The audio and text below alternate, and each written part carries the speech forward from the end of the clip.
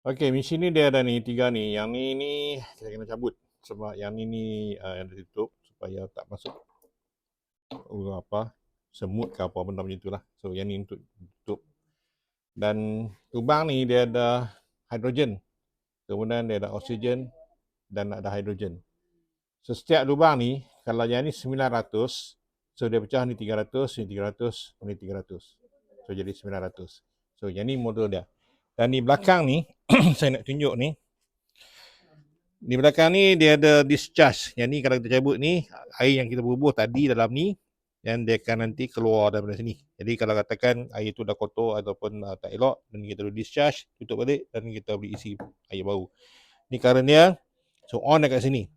Bila kita tekan ni, dia akan on.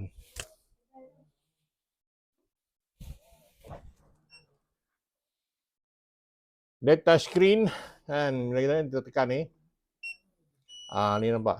Dia 900. Nampak? 750, 600 dia boleh adjust. Ini sampai maksimum adalah 900. Kalau nya 1200 dia akan nak 1200, kalau 3000 dia akan pilih 3000.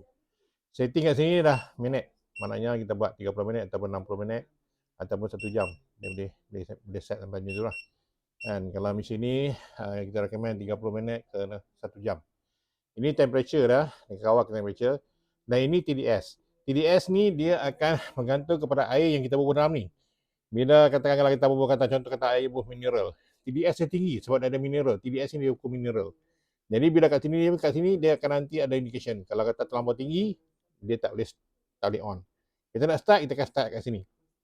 So, apa yang kita nak buat, bila kita nak buat sedut, kita akan masukkan ke hidrogen. Nampak? Dia akan masuk kat sini. Kemudian yang ni kita akan bubuh di hidung lah.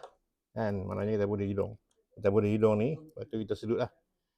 Yang ni. Dan yang ni dia macam akan kontrol lah. Kalau katakan ada air, dia akan masuk ni, dia akan ada lekat kat sini.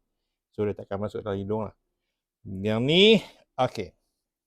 Asas yang sini ni, yang ni mana kalau kita nak pakai katakan lebih tinggi.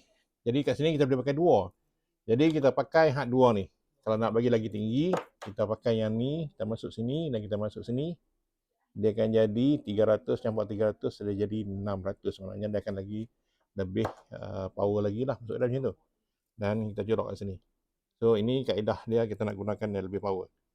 Ataupun kalau katakan kita nak biasa saja, 300 pun dah mencukupi untuk kita nak ambil.